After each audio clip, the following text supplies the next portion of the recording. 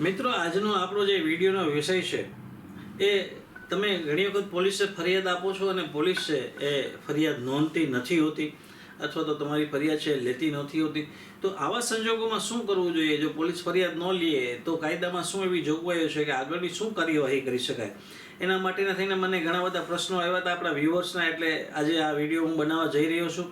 તો વિડીયોના અંત સુધી જોડાયેલા રહેશો. આજે આપણે ચર્ચા કરશું કે જો તમારી ફરિયાદ છે પોલીસ દ્વારા લેવામાં નથી આવતી તો આગળની શું કાર્યવાહી કરી શકાય.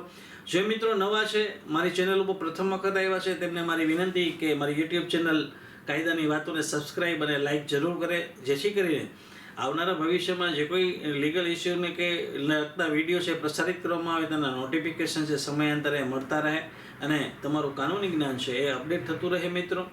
મિત્રો, સામાન્ય સંજોગોમાં તો કોઈ પણ કોગ્નિઝેબલ ઓફેન્સની જો ફરિયાદ પોલીસને મળે તો ફરિયાદ છે એ પોલીસે લેવી જોઈએ, FIR છે એ નોંધવી જોઈએ. મિત્રો, આવી કાયદામાં સ્પષ્ટ જોગવાઈ કરવામાં આવી છે.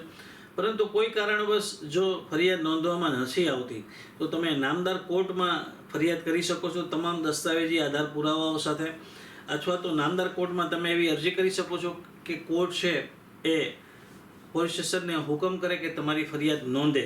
આવી પણ જોગવાઈ છે. અને કોર્ટ છે એ ફરિયાદ નોંધવાનો હુકમ ન કરે તો કોર્ટ પોતે પણ તમારી ફરિયાદ લઈ અને એની ટ્રાયલ ચલાવી શકે છે. મિત્રો, એટલે સૌપ્રથમ તો જો પોલીસ દ્વારા તમારી ફરિયાદ નોંધવામાં નથી આવતી, તમે કોઈ પોલીસ સ્ટેશનને ફરિયાદ આપી તો તમારે ત્યારબાદ બીજું એ કામ એ કરવાનું છે કે 15 દિવસ 20 દિવસ તમારી અરજી આપી હોય ને પોલીસ છે તમને તમારી ફરિયાદ નોંધે નહીં કે તમને બોલાવે નહીં, તો તમારે એ જે પોલીસ સ્ટેશનમાં તમે ફરિયાદ આપી હોય એનાથી ઉપરી એના અધિકારી હોય, માની લ્યો SP હોય તો તમે SPને, અથવા તો કમિશનર હોય તો પોલીસ કમિશનરને, DYSP હોય તો DYSPને, જે કોઈ પણ ઉપરી અધિકારી હોય તમારા ક્ષેત્રના, એ ઉપરી અધિકારીને રજિસ્ટર AD મારફત તમારે ફરિયાદ મોકલવાની રહે છે કે ભાઈ અમે 100 તારીખે આ ફરિયાદ છે પોલીસ સ્ટેશનમાં આપી હતી, પરંતુ પોલીસ સ્ટેશન અમારી ફરિયાદ નોંધતું નથી, આ તમામ પુરાવાઓ સાથે અમે તમને ફરિયાદ આપીએ છીએ.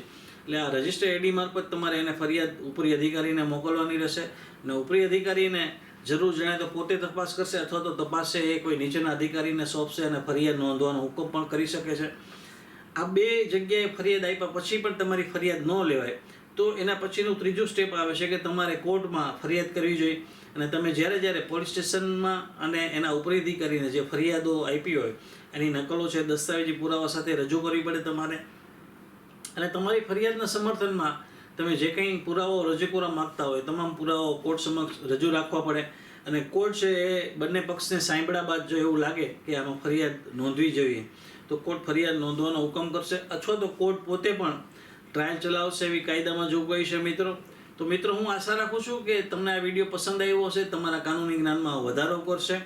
એટલે પોલીસ સ્ટેશનમાં જ્યારે તમારી ફરિયાદ પોલીસ દ્વારા લેવામાં ન આવે તો આગળની શું કાર્યવાહી કરવી એની સમજ મેં ટૂંકી રીતે આ વિડીયોના માધ્યમથી આપવાનો પ્રયાસ કર્યો છે. ફરી પાછો નજીકના ભવિષ્યમાં નવા કોઈ લીગલ ઇસ્યુ કે વિડીયો સાથે આપની સમક્ષ રજૂ થઈશ.